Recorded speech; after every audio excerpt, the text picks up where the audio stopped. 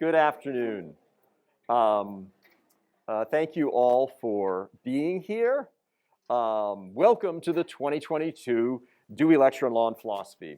And we are especially pleased to welcome from across the Midway, Professor Dipesh Chakrabarty as our this year's 2022 Dewey Lecture.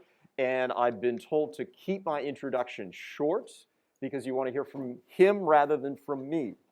And we are thrilled to welcome him. I'll just mention that this Dewey Lecture is very much in keeping with the spirit of the University of Chicago Law School. Our law school was founded on the idea that lawyers need to know more than just learning legal doctrine. They need to know more than the so-called black letter law. Lawyers need to have an understanding of our laws, lawmaking, and legal institutions. And from the very beginning, our approach has been interdisciplinary. And the insights and concepts and methodologies from other disciplines allow students to gain that deeper interdisciplinary understanding. And the Dewey Lecture so embodies this interdisciplinary approach. The Dewey Lecture was founded over 40 years ago in honor, of course, of John Dewey, whose connections to the university were deep and many. From the university's inception in 1894 until 1904, Dewey was the chair of our philosophy department, and at that time, he was the leading philosopher of pragmatism, an intellectual movement that applied scientific methods to societal problems. And many of you may know that he also created the university's laboratory school in 1896, which continues to be a vitally important element of our campus today.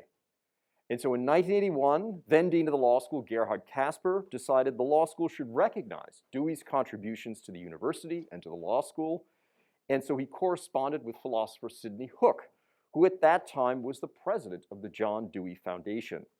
And Hook immediately agreed to establish the lectureship in Dewey's name. And thus we have the John Dewey Lectureship in Law and Philosophy. Now, I could read a very long list of distinguished philosophers who have given this lecture, including Ronald Dworkin, Amartya Sen, Richard Rorty, our own Martha Nussbaum, but I've been told not to do that, so I won't do that. The law school is really delighted to welcome this year's lecturer. He is the Lawrence A. Kimpton Distinguished Service Professor in History and South Asian Languages and Civilizations here at the University of Chicago. He is also the faculty director of the University of Chicago Center in Delhi.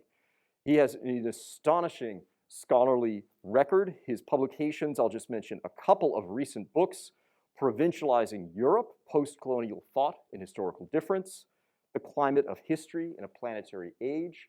I could tell you at length about the many recognitions he has received, such as the Toynbee Foundation Prize, the Tagore Memorial Prize, his deliverer of the Tanner Lectures at Yale, but again, I'm not supposed to tell you any of those things. So I'm also very grateful that our question and answers will be led by Professor Martha Nussbaum, who I think needs no introduction to this audience. She is, of course, the Ernst Freund Distinguished Service Professor in Law and Ethics here at the University of Chicago. And I'll just mention that the incredible turnout we have today, both here in the room and online, reflects Professor Nussbaum's commitment to interdisciplinarity. I think many of the deep connections that we have between the law school and the humanities division, especially the philosophy department, is due to Professor Nussbaum. So I am pleased to welcome you all today, and with that, I will turn it over to our 2022 Dewey Lecture. Welcome.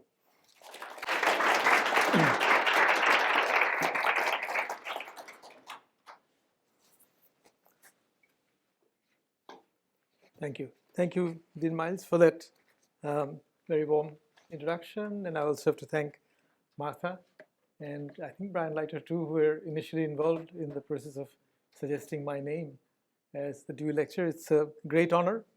I'll be speaking of Tagore, and I think one connection there is, of course, between them as educationalists.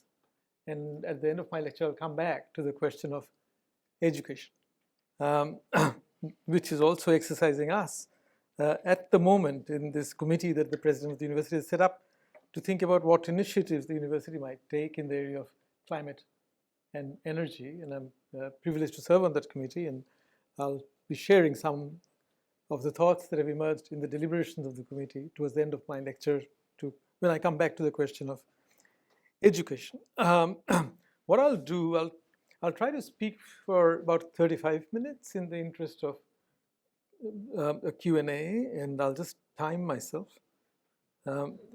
So if I might stop in the middle of a sentence, and just make sure that so that you can take up all your questions in whatever questions you have in the Q&A. If something is unclear, I'm very glad to come back to it and explain it during the Q&A. So I have some slides to show. So let me see the first slide if it works. Yeah, can you people see the slides? Yeah. Okay. So that's Tagore. Most of you who are doing this class with Martha would know about him. Many people in the world have just heard of him. He has left different kind of memories, but also he's actually relatively unknown. I mean, recently the Cambridge University published a companion to Tagore, and I was amazed to see that most of the contributors, this was meant to explain Tagore to people who don't read Tagore, and most of the contributors were Bengalis, which sort of kind of showed that the ideal reader of that companion to Tagore, the reader was still waiting for that. The reader was waiting for the ideal reader. But it's a very nice coincidence that Martha actually. I've spent the last 10 years thinking not so much about Tagore. I thought a little bit about him, but I've thought more about climate change. But the interesting thing is that my book, The Climate of History in a Planetary Age, which came out last year, is actually a secret argument with Tagore. And the reason why I didn't make the argument entirely public is because it's very hard to be a Bengali intellectual of Bengali origins without being without having the feeling that Tagore is the ground you walk upon. Or even more than that, you feel like you're a little plant that is growing out of the ground that Tagore was, and he's nourishing you all the time. And this is the first occasion in thinking about climate that I was critical of him. And I was both proud that I was critical of him. It's like being critical of your father. But I was kind of also sad that I was critical of somebody who lives within me as a moral compass. Whenever I'm in doubt, I'm in trouble, I go back to him. When I seek solace, when I seek guidance, I go back to him. So I was also sort of sad, and then what I'll try to show in the talk is how I then rescued him from the charges I was making against him. So but to explain my charges, I have to begin somewhere else. So I have to begin with climate change. And as a historian, I'll just begin with some graphs. Any one of you who's ever been interested in climate change will probably know these graphs, but some of you may not. They're very well-known graphs. They're called great acceleration graphs. And these were produced by Earth system scientists working with a historian called John McNeill, who's an environmental historian. And these graphs give you a snapshot picture of human history, world history, I would say since the 1950s. And these graphs are where they became critical in kind of visually representing what the crisis is of the environment that we're all facing and what actually the environment means in this particular case. So I'll begin with these. So these are called the Great Acceleration graphs. And Will Steffen and others, Will Steffen is an Earth system scientist. Earth system science is itself a relatively young science. NASA constituted its first committee on Earth system science in the 1980s, around 1983. And it's an interdisciplinary science. But it's basically people who study how the Earth functions as a system that supports life and has supported complex multicellular life, animal life, plant life, for about 500 million years. So if you look at these graphs, they're called Great Acceleration. And obviously the name is taken from Karl Polanyi's The Great Transformation, the book on the Great Transformation. What they're saying is that if you look at all the indices of growth, of human numbers, human technology, urbanization, large dams, you will find that it's basically that vertical dotted line, 1950, when everything goes up exponentially, right? And actually, if you could resolve those graphs, I mean, there are other graphs I'm not showing you. If you could resolve those graphs, you would find that they become even steeper from the 1980s on. That is, from the late 1970s. Once China and then India joins the race for globalization and of their economies and industrialization. One of the interesting facts to remember is that, we all blame global warming on fossil fuels. 87% of the fossil fuel consumed by humanity has been consumed after 1950. So even though some people say it goes back to industrialization, really, so the real acceleration, so humans numbered about 1.6 billion at 1900. At the end of the last century, we were 6 billion. Now we're about 8, going on to 9 or 10. So you can imagine the rate at which we've grown, and we also live longer. Even the poor live longer, on the whole. So if you go back to the pre-pandemic statistics, and a lot of that has to do with the improvement in public hygiene and public health in the 19th century. But a critical breakthrough was the invention of antibiotics and related medical advances in the 1930s. And antibiotics, of course, began to save lives during the Second World War and Second World War on. So in some ways, these orange-colored graphs are about what humans have been doing. So if this is a kind of snapshot of world history, the central protagonist of that history would be humans and their institutions. Technology is a large part of the story. I include medical technology. And then these are just breakdowns. They had to give this breakdown that people began to complain with the first set of graphs saying, hey, but it's mostly the industrialist countries. You're not showing the breakdowns, who does what, when. So if you look at the breakdowns, you'll see when the BRIC countries joined the race. Most of the early emissions were because of OECD countries reconstructing after the war. And then they produced this set of graphs, the blue graphs. And the hero of this story is not humans, but the planet. So they're showing that just as humans expand their activities and begin to live in large numbers, and also remember the last 50 years have been the story of increasing urbanization. And it's predicted that by the end of this century, humans will become a city-dwelling species, right? But the planet doesn't sit idle, it responds to what we do. So if you look at the top 3 graphs, carbon dioxide, nitrous oxide, and methane, these are the typical greenhouse gases that we talk about. And if you look at all the statistics, I mean, the stratospheric ozone, the graph is actually about the depletion of the ozone layer.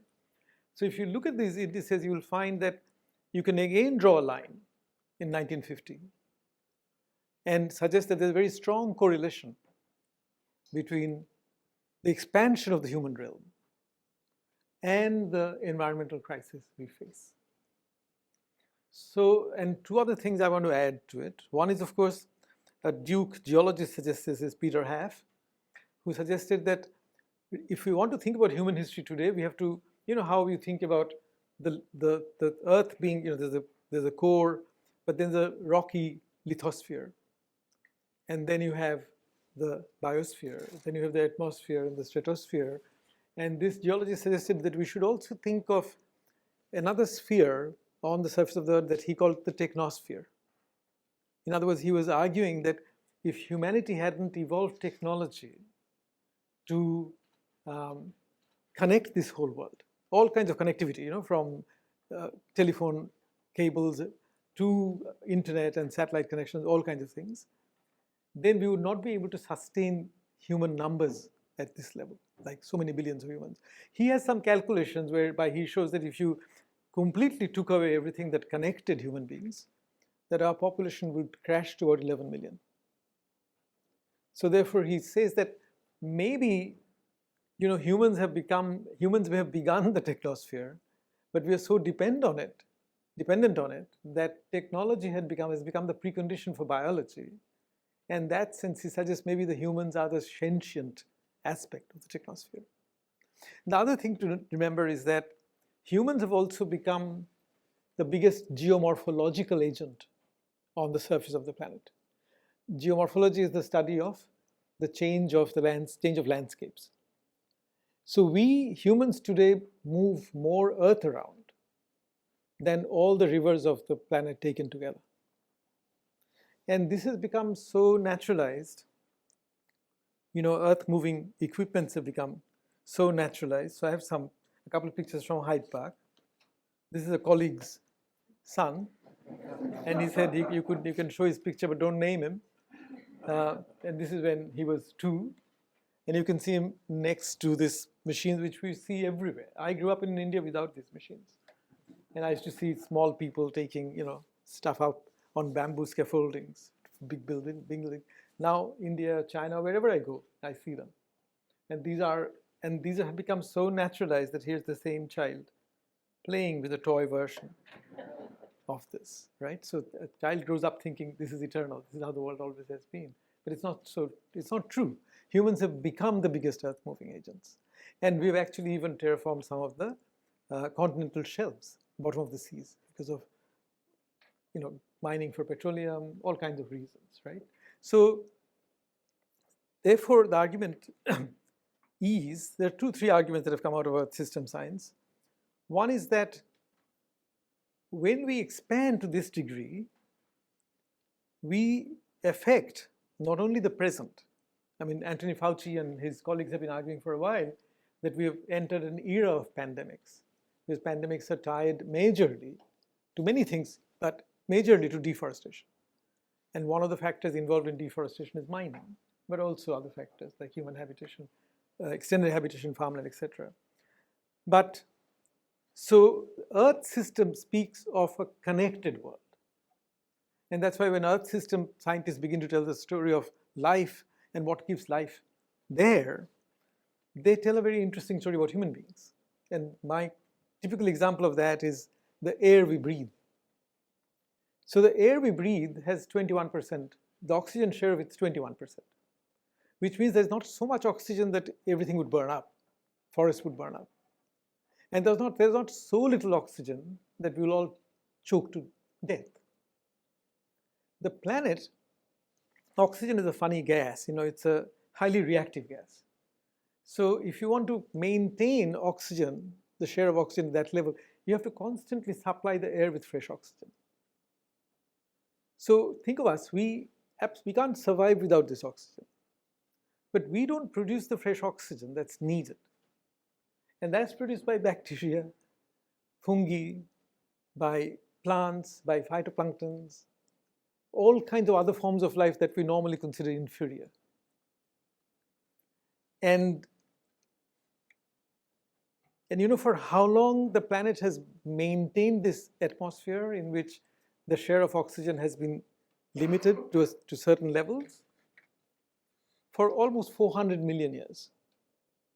So when you think of our relationship to, the geologists call this the modern atmosphere of the planet. Because the atmosphere used to be different before. So if you think about this, then you immediately realize that while we can't exist without this air, the atmosphere wasn't necessarily made with us in view. Even if we hadn't come along, the air would have been the same, because it supported multicellular oxygen using forms of life. So, and second, the other story they tell is that for a long time, there's been a kind of complex problems with relativity of dimension. For a long time, people used to say, and even when the climate crisis broke, my friends in India used to say this, look, the planet is too big for us to affect it. We're just too small. And that was true for a very long time, for most of our history. But what has happened because of technology is that we are not as small as we think we were. And therefore, the planet, comparatively, is not as large as it used to be. And therefore, we can affect the planet in a way. So one of the impacts, the Earth system scientists say, of what we are doing is loss of biodiversity, extinction of species. And therefore, if this results in another great extinction, which may happen, they say, between 300 and 600 years, then we will have had the same kind of impact on the planet as the asteroid that killed off the dinosaurs had. So in that sense, they have an image of us that they describe as a geological force or an asteroid-like thing. Now, the reason why I got interested in climate change was that this conception of humanity as a geological force, as a kind of Newtonian force, or as a thing-like entity, as a hyper-object, was so different from the way I used to think about human beings as a historian. And I used to think of geology, and I mean, I used to love geology. It was one of my subjects in my college. But I always used to think of it, find that specialist domain, it doesn't affect us, like the planet is too big. That history is too big. And now it's clear that unless we engage with that deep history, which also decenters us in a human way. So what I mean by that is that if you look at the way evolutionary biology or geology tells the story of human history, then you begin to see there is a human way of decentering humans from the story. And we come so late in the story that we can't simply be put at the center of it. Whereas if you tell the story of capitalism, empires, development, growth, then we are the makers of that history. We are squarely in the middle of it. So what emerged for me is one perspective that I was always used to, that humans are the makers of their own history, as Gordon Childe once said. But this other view of humans, that humans are also a force, humans are like a thing, they're like a force in their total impact. We are so by proxy, we are not individually that. We don't experience being a geological force. And that, therefore, there's another view of humanity to be taken, which decenters humans in their own story. And that is being done by scientists themselves. So Earth system science does precisely that. And I gave you the example of the modern atmosphere as the example of a history to which we belong, a deep history to which we belong, but it's not our history in any meaningful sense. And the other thing that the Earth system scientists began to tell us is that things are connected on this planet. I mean, they actually use the word system in singular, one can debate it, but to call it Earth system is to say that this acts like a system. In other words, there are many interlocking relationships that come together to keep the life support system in place. And therefore, it's a story of entanglement, and we are part of the entanglement. So just to finish off there, the entanglement, a lot of our entanglements are entanglements we know through science, but we can't bring them into political life, into legal life, into thinking about law, jurisprudence. I mean, there are some attempts to do this, but it's very hard to, I mean, you can sometimes do that with animal life. It's very hard to think about bacterial and microbial forms of life in those terms. And the fact is that the majority forms of life are microbial. Humans are a minority form of life that now impacts on all of life. So it was at this point that my secret argument with Tagore began. Because Tagore was wonderful in preparing me to have, I mean, he gave us a very expansive way of being Bengali. And once, there was an Australian poet called Judith Wright, a white Australian poet, but was very progressive, very strong on indigenous people's land rights. I loved her and loved her poetry, and she died around 2002 or something. And I was traveling in Australia, driving around. There was a radio program, and Veronica Brady, a Catholic nun who had written a biography of Judith Wright, suddenly came out with a sentence describing Judith Wright, her feeling of being Australian, when she said, for Judith, the experience of being an Australian was an erotic experience. And the moment she said it, I realized what it meant, because I thought that's exactly how I feel about being a Bengali person. And I feel that mainly because of Tagore. That's the expansive way of being Bengali that he teaches you, so that you kind of enjoy the diversity of the world, and the diversity doesn't threaten your own identity. And that's what Tagore, he was wonderful in that respect. There was no ressentiment in Tagore as being a poet from a colonized structure. But at the same time, I felt, how would I think about this other human, where human is decentered? And that's where my argument began with Tagore. And it began with a lecture, a series of lectures that Martha is one of the few people who've written on this lecture. It's called The Religion of Man. The Hebert Lectures he gave in Oxford in 1930, I think. And it came out, it was published in 31, and then he also wrote it up in Bengali as a connected but separate book.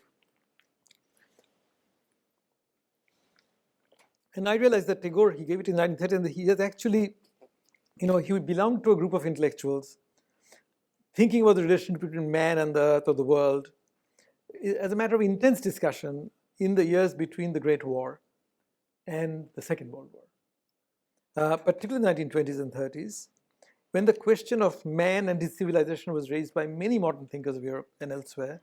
German thinkers understandably often took the lead on this. Max Scheler, Helmut Plessner, Karl Jaspers, Martin Heidegger, Sigmund Freud, and others come to mind. Sartre was reading all these people in the 1930s when he was in Berlin. But the teaching of these ideas it went far beyond Europe. And Tagore's lectures, I don't know if he was reading these people, but there are extremely interesting resonances. And my criticism of Tagore had to do with the fact that in these lectures he argued three theses about humans. One was the specialness of humans. Second was the centrality of humans to the larger scheme of things that humans have, and three was that humans have the capacity to have visions of the whole world as a totality, albeit beyond of different kinds. So the fact that humans are special in creation, so human exceptionalism. Secondly, that humans are central to the larger scheme of things, and that humans can see the totality of things while animals can't. And I'll skip over the details of the argument in the interest of time. Let me see how I'm doing. Okay, I've got 13 minutes left. So if you remember the three theses, the exceptionality of man, the centrality of man, and the man's capacity, and man is human, man's capacity to view, to grasp things in their totalities. He was funny actually. A lot of his arguments were dependent on kind of the biology he was reading and the science he was reading, and he based the specialness of man on what we now know is a mistaken history of bipedalism. So he assumed that only Homo sapiens were bipedal. But bipedalism actually arose amongst apes in the hominin period. So it's much older than the history of Homo sapiens. It goes back millions of years. But he assumed that only humans, and therefore he said, his argument was, look, the most logical thing for a vertebrate being with a vertebral column is to walk on all fours, because then the weight gets distributed, through four legs. The most illogical thing you could do is to stand up and want to be a biped. But he said, look, humans are always special because they're always suggesting amendments to the constitution that God designs. So he thought this is a kind of species that is always suggesting amendments to divine design and is therefore very special. He also argued that once they stood up on two legs, they could see that they're the center of things, and they could see the whole. Now, once I got to this Tagore, so this is kind of this is where I thought, okay, this is a Tagore which is not helping me to think through that other human who needs to decentralize. In other words, when you take the holistic picture of our civilization, the orange and blue graphs that you might think of the orange graphs as the Steve Pinker reality. So if you look at Steve Pinker's books, Enlightenment Now, you will find that all the graphs he shows of improvement, human improvement, you can superimpose them on the great acceleration graphs, and they would more or less be the same. And then you might think of the blue graphs as the price we pay for the improvement, like the underside of it. So it's like the underside of the Pinker story. And my question was, how do we bring this totality? How do you bring this holistic thing together? And what does one do?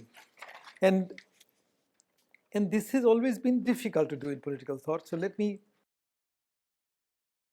is in the 1890s. Tagore was being ridiculed for a sentence he had written, where he said, there was a day when I grew into a leafy tree on a young and moist earth bathed in seawater.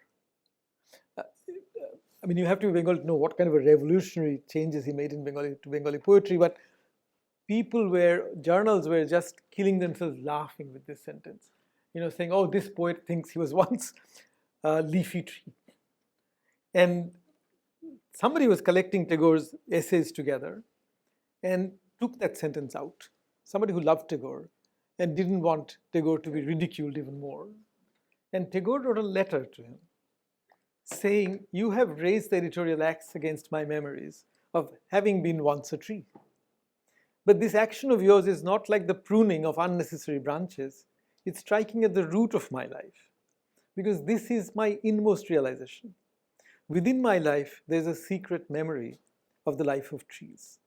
I can acknowledge it only because I'm a human being today. It's an interesting question. I'll speak more about it, what the last two sentences mean. Why only trees? Within me are deposited memories of the entire material world. All the vibrations of the universe bring thrills of kinship to my entire body.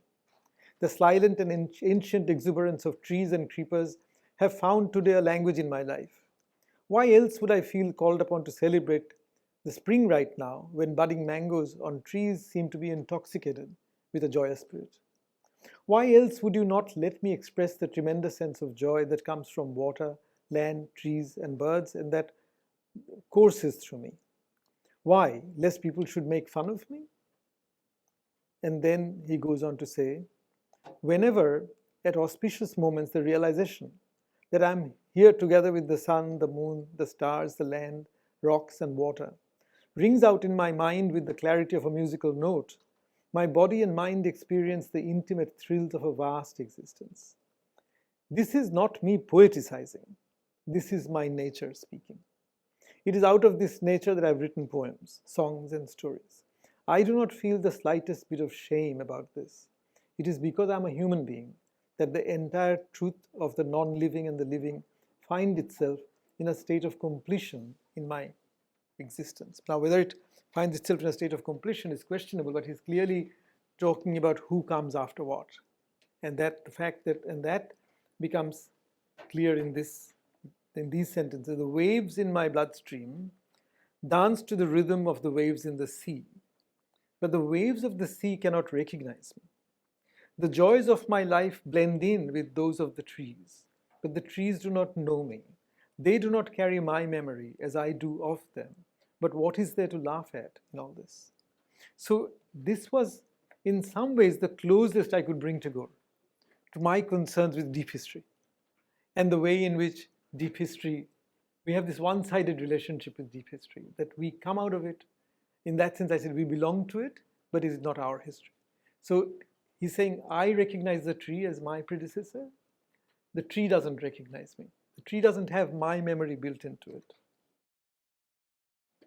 It's fascinating. Tagore took to painting in his mid-60s, the last 15 years of his life, and painted a lot.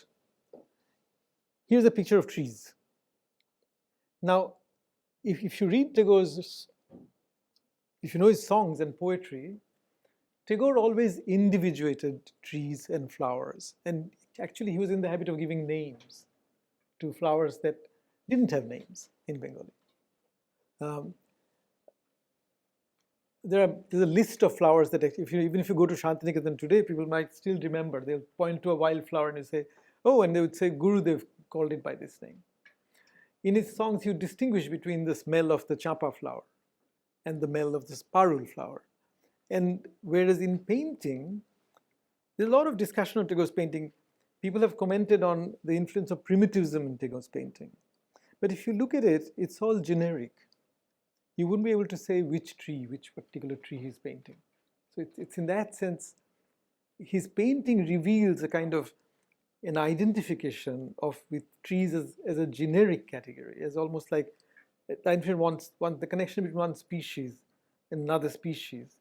Now, to go back, the reason why I raised this is to go back to the concluding part of my talk. See, the sciences have told us about these connections for a long time. So to know that we are connected to other species, other forms of life, it's not news. It becomes news even in my domain of the humanities only because there is a planetary environmental crisis resulting from the expansion of the human realm. I mean, if humanity had managed to stay at 300, let's say at 6 billion or even at sort of 3 billion people, which is where we roughly were at the end of the Second World War. I mean, we wouldn't have had the crisis of the same order, right? And political thought has problems coping with it because political thought has always thought of the individual human as the bearer of rights and welfare. Political thought has always, even nations give themselves juristic, individualistic personalities. Nations even ascribe to themselves the capacity to feel sentiments that persons can feel. Germans could say, we've been humiliated, to start the Second World War. So political emotions, even collective emotions, are modeled on individual emotions. And therefore, the question of connectivity between humans and other forms of life has always been a dotted line relationship in our thinking, and we've kind of assigned it to specialists. So if you are being tried for running over somebody as a driver, the law would probably take a Lockean view of you as a person and hold you responsible. But if you're being treated for ulcer in the guts, the doctor would not think of you as a Lockean person, but think of your microbiome and the bacteria inside, right? So normally in a highly complex society, we've kind of compartmentalized our views of the human being and dealt with it. But this crisis suddenly brings to the fore, even for a humanist like myself, this whole matter of other ways of being human, which are not humanist ways of being human. And therefore, I was trying to think, how does one think about it? And Philip Pettit, who is a very well-known theorist of Republican thought, in his book on republicanism, actually, he shows that this is a chapter where he's arguing why democracies need to be ecologically minded. And his argument is that we are the ecosystem in which we offer as our place in nature. We are what we eat. Equally, we are what we breathe. We are what we smell. We are what we see and hear and touch. All of those things we do as individuals. But the next sentence says we live in physical, biological, and psychological continuity, which is a word I have underlined, with other human beings, with other animal species, with the larger physical system that comes to consciousness us. And this continuity is something we can't politicize. Now, this brings me to the last section of this talk. What do we do in the universities with that which cannot politicize, which we cannot write laws about? I mean, we should try to politicize it. There's been very interesting discussions about whether trees should have spokespeople, animals should have spokespeople. But as I said, the majority forms of life are bacterial, microbial. And they're much harder to actually relate to in the way that you might relate to your dog or your cat or animals with certain, sentience, capacity for sentience. How do we relate to them? And so this question, I'll end by talking about my experience in the committee that the president has set up in this university. So in this committee, we realize that what humans have benefited from, but this is also becoming a limitation, is, of course, division of labor, but also division of labor within disciplines. So whether you think of law, history, geology, whatever, every discipline creates an externality, things it doesn't want to think about, or things it's somebody else's job to think about. So you might say the externality of a discipline are precisely its blind spots, while the discipline gives you its particular insights into things. And as I said, without that, the realm wouldn't have expanded. We wouldn't have entered the Steve Pinker world without our capacity to compartmentalize knowledge, or departmentalize knowledge, or disciplinize knowledge in that kind of way. But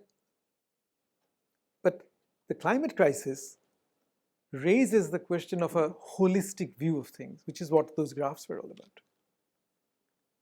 about teaching about the interconnectivity, even when we can't politicize or bring that interconnectivity into juridical thought. And what we realize in the committee, talking to our colleagues and students, what we find out is that the higher up you go in the knowledge systems, the more siloed you become.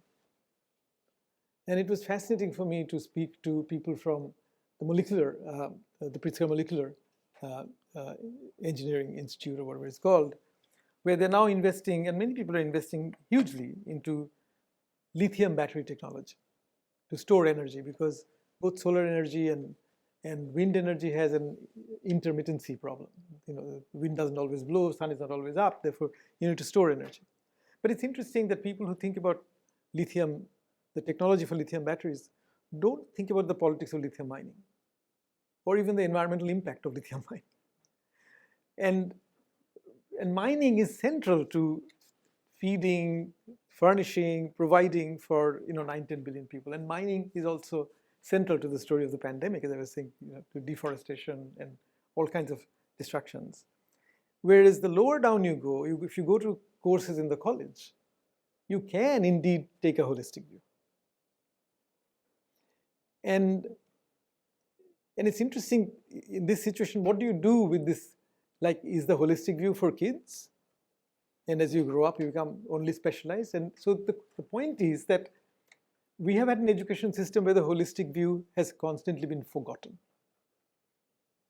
And this has to do with our romance in India and China, the place of economic growth, the new middle classes, the romance of the city. And the more city-bred you become, the more you tend to take water, electricity, and food for granted. I mean, think of all-weather food. I mean, like, you can buy mango at any time of the year. I grew up in India knowing that mango was only a summer fruit. So the whole connection between technology sort of breaks the connection between our awareness of seasons and food. And all that contributes to the forgetting of the holistic view. The holistic view may not produce policies. The holistic view may not produce a piece of technology. But the question is, how do we remember the holistic view? And we've been thinking of course, doing it at the undergraduate level with more seriousness. But maybe we can actually consciously think about, what does my discipline miss out on in forgetting the holistic view? In other words, what is the price the discipline pays by considering something to be its externality? And my interest in climate change began by actually asking this question about history. Like, what does history miss out on by not looking at deep history? The history that geologists tell and the evolutionary biologists tell. And this is where I get back to Tagore, that the educational setup he established at Shantiniketan, and as an educationist, what he always emphasized was holistic view. That was he created a school where people would know something about everything, and his own aim in life, he always regretted that he couldn't do maths. There's one thing he couldn't do, and he always regretted it. But he did write a book on cosmology, on basically scientific cosmology, basing himself on Eddington and Jean and a kind of contemporary physicists who were writing books about cosmology. It's a quite interesting book called Introduction to the Cosmos, Vishwa Parichay. So I come back there, and so in some ways, this is my making peace with Tagore. I told you where I became critical of him, but I had to keep him somewhere in my story as an ally, and being on this committee and actually talking about the importance of holistic education and our incapacity to drive it right through the educational program is where it reminded me of Tagore. So I'll end there, and thank you for your patience, and thank you for listening, and take any questions you have. You're right, of course, that Religion of Man contains this human exceptionalism. But then, as he goes on, he totally breaks the grip of a very baneful form of it, which is the denial of the body. And the most common form of human exceptionalism says, we're pure spirits, we're souls. And he breaks that by insisting that we're bodies and by pointing to the poetry of the bowels, through which we learn more about how we are bodies, and we drop the disgust with the body. And in education, of course, it was all outdoors. You're sitting under those trees, and you're also learning by dancing. So he wanted people always to remember their bodily connection to the rest of nature. So would you agree that that's another note in favor of Tagore? Yes and no, Martha. We've had this discussion when we were actually going around India looking for a place for the Delhi Center. I think he also spiritualizes the bowels. more than he should have, in the sense that the bowels theory of the body has theories of sexuality. They include sexual practices. They have in kind of their own language, they speak of bodily fluids, Yeah. and they're coming together. And Tagore Tagore produced an image of the bowel which was much more spiritual and in that sense idealized. I guess what I think is he couldn't say that in Oxford in 1930, but he knew it, and he respected his audience. Even the in initiation requires right. you to taste all the fluids of the body or something. No, but everyone knows that. well, the thing is, there was a Bengali middle class revulsion. It's going back to your term, disgust about that. So there was Tagore was only one of many Bengalis trying to claim the bowels as part of our spirituality. And the argument in nationalism was that, look, even if you look at these poor mendicants going around singing, you find so much spiritual wisdom in what they say. It's not like there's no wisdom, but they're also actually borrowing on certain aspects of Sufism, certain aspects of Tantric Buddhism, Tibetan Buddhism, and coming up with ideas which people have written about later on that Tagore would have found difficult to handle, given his so.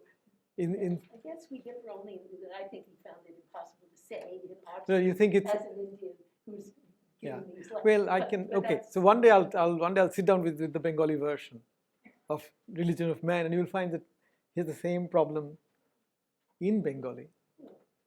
Anyway, we should recognize other people. Sure. Yeah, sure. Yeah. So I'm curious why you singled out the earth sciences for the paradigm of decentering humanity. I would have thought, now this may just reflect my ignorance, but you will have the answer. I would have thought Brodel and the entire Annales school was the first case of totally decentering humanity. Its geography, its climate, and all the kings and the queens and the generals are just kind of epiphenomenal to what's going on in the earth and environment around. Is that right? No, it is right. I mean, Brodel actually, even in his autobiographical writing on being a historian, actually mentioned that the individual shouldn't play any role. But at the same time, Brodel's notion of what he called the environment was very cyclical. So the seasons were stable. So it wasn't as deep. I mean, now we know that the seasons we were used to, they don't go back very far into history. They are a result of something they call the Milankovitch effect, sort of, orbital wobbles and things. So Brodel had a vision of environment which was cyclical but stable. The flowers came in particular season, the trade winds came at particular season. So you're totally right in that sort of he thought this was more important than the emphasis on the individual. But at the same time, this is also the period when just after Brodel, so he writes the Mediterranean in 1939, and just in the next generation is E.P. Thompson and Eric Hobsbawm, all those humanist historians, right, who become even more important globally, at least in the Anglo countries. Yeah. Bring up the discussion of rights and thinking holistically and what the scope of rights are. And I ask myself, what's the reason you have rights? And usually we give two reasons. One is, rights are associated with duties, and so there's some redistribution that comes with rights. And the second reason is a more dynamic reason, which is rights give you a reason to innovate. It allows you to appropriate the gains from innovation, urging you to innovate. And so then I ask myself, all right, so what is the value extending this to, say, the macro community or micro, say, bacteria? Go in many different directions. One of the interesting things about that is that it's not obvious that you need these obligations in the following sense. Think about innovation. Those two states are governed either by cultural evolution at the macro or mutation at the micro. That sort of innovation is just something that just happens through trial and error, survival of the fittest. There's no need for procreation. Survival does it. And the fact that there's survival is actually an argument against redistribution. Yes, there's collaborative or cooperative evolution, but there's a lot that you get innovation through just survival. So that's the first one is I don't see why you would want to extend it into those two directions, that type of language. Here's the second question is that, let's suppose you did. I find that it's very static, rights talk or interest talk or duties talk. And the reason I think that is because life changes. In the future, if there's climate change, humans maybe go extinct, they're replaced by something.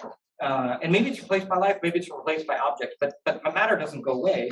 And the question then is, why do we care about us right now rather than whatever exists in the future, whatever exists in the past? if we do create rights, it seems like it's a very static approach to the ecosystem, to the physical system. And so in order to make sense of this, it seems like if you want to make sense of the rights talk, you have to make sense of it by identifying yourself as a species and then identifying rights within a species. And I think that's why we talk about it the way that we do. Does that make sense? So my concern is I don't see why the extensions, and then I don't see why it's too static unless we actually think of ourselves as species and then center rights on species, which is the opposite of decentering humans. See, so okay, if I've got you right, then the first question, I don't think one is producing a static picture, because actually I think that if we had managed population, if we, for instance, had gone nuclear with energy supply, right? We would have other problems that the nuclear option presents, but we wouldn't have the warming problem to the same degree. But the point is that, I mean, the rights situation, as you know, it's not evolving, it's evolving. I mean, there have been group rights, there have been talk about giving some animal rights, giving rights to trees and appointing spokespeople. I mean, there are all these, so it's not a static picture. But what's interesting to me, it seems, is that what is called the political, and our political institutions are based on the limited nature of human perception. You know, I mean, certain things we know from science. So we know that there are electromagnetic waves all around us, but we don't take it into account in let's say, thinking politically or thinking legally. It doesn't seem to impact on it. And my proposition is not, I mean, I disagree with many of my friends who think that there should be a parliament of things and, you know, everything. I'm not going there. I find it more useful to think with Edward Wilson, for instance, that if the problem has come up, if the problems have come about because of the expansion of the human realm after 1950, then there's some argument for some form of withdrawal, human withdrawal. Now, what form that will take is a different question. Wilson has one proposition. But remember this book that he calls Rhetorically Half Earth, where he argues that half Earth, half of the surface of the planet should be left to other species. Now, whether you want to do that or not, but clearly the principle he's enunciating is imagining some form of withdrawal. And when you read Anthony Fauci and David Moran's, and I've been reading them through the pandemic, I mean, their academic pieces, I mean, they are clearly connecting the pandemic and the possibility of more pandemics to the kind of growth and factors that the great acceleration people talk about. I mean, I underline deforestation because that comes up as a major factor connected to mining.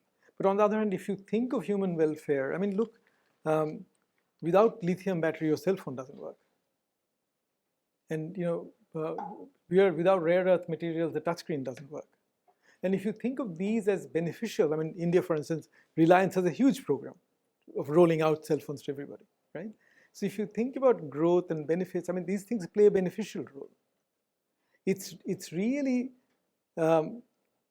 the crisis of global warming that has made people think about human interference with hydrological cycle of the planet, with the nitrogen cycle of the planet, with ammonia fixation. So these people are saying humans have expanded their realm so much that the planet relatively has sort of become smaller. We can affect it. And to be aware of this planetary geological role of it doesn't mean that it immediately translates into policy or into law. In some cases it does, like the laws of the seas, laws of fishing.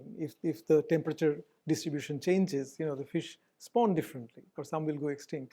These things, some legal changes will obviously happen or are happening, but even if it doesn't immediately translate into actual outcomes, thinking, my question is, how do we always make it a perspective that is alive in my mind? And that's where I go back to Dewey and Tagore as educators.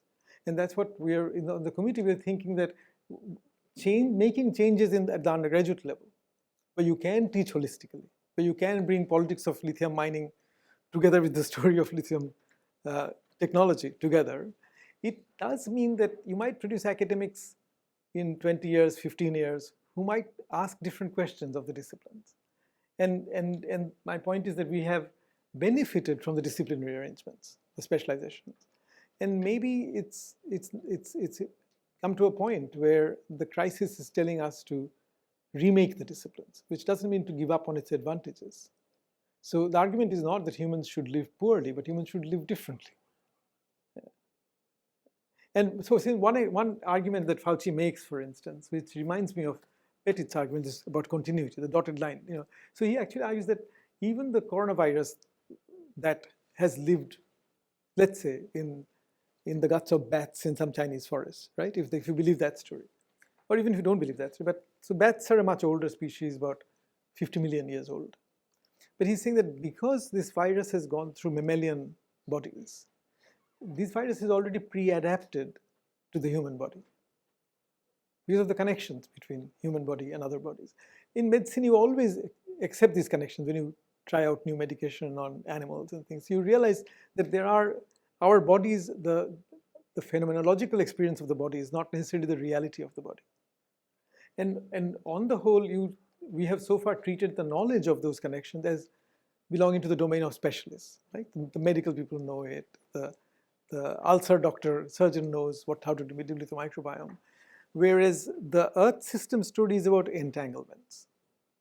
So that's why it reminds you that without the bacteria and the viruses doing their job, you wouldn't get the oxygen. So going back to your question, Brian, the reason why I come back to geology and evolutionary biology is because these are not romantic, poetic subjects.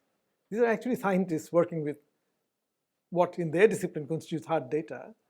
And their stories are such that they almost logically have to decenter humans. Humans just come too late in the story.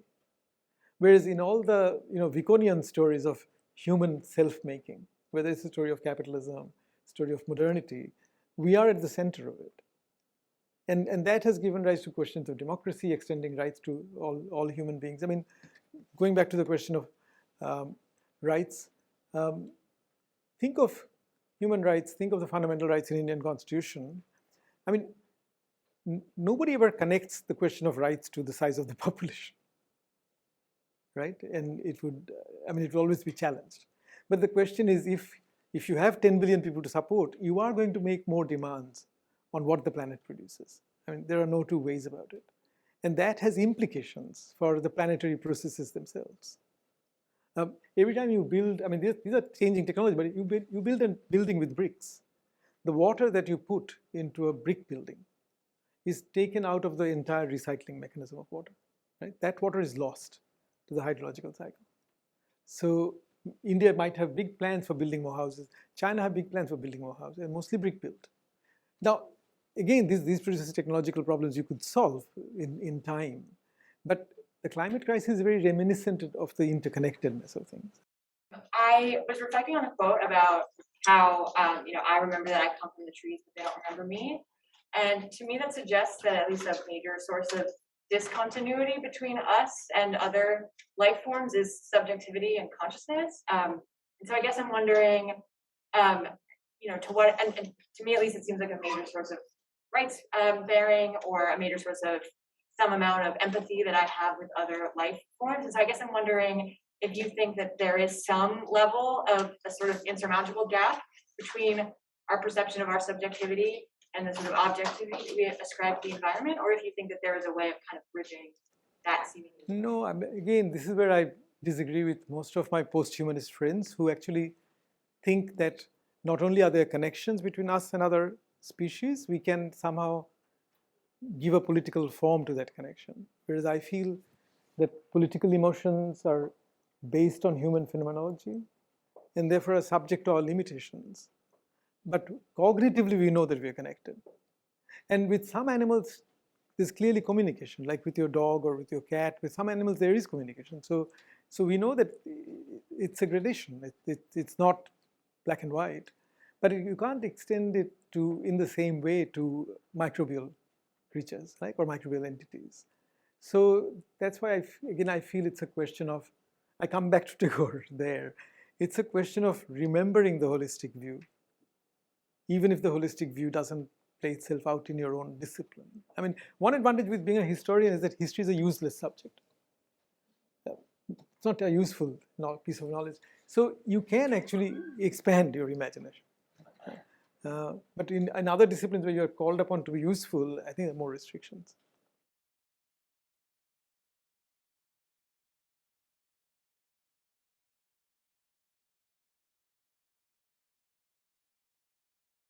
Okay. Okay. No, you're totally right. I mean, the holistic view is not novel. What's novel in earth system science is that the whole contains places that humans don't inhabit. So the role that the deep seas play in controlling the climate system, the role that the conveyor belt, the water that brings temperature from the Atlantic conveyor belt between Europe and America, so the role that glaciers might play, the role that Siberian permafrost plays. So you find holistic views in indigenous societies and other peasant societies, but they're all based on human experience. Whereas this science is actually telling you about places where humans don't go. So in that sense, the holism of earth system science does not index human experience. And that's another interesting thing about it. Can we politicize it? Now, on that, as you can see, there are some people who think we can politicize all of it. I personally think we can't, but we have to keep it in mind. That's a longer question, right? A longer answer to be given, but that's briefly.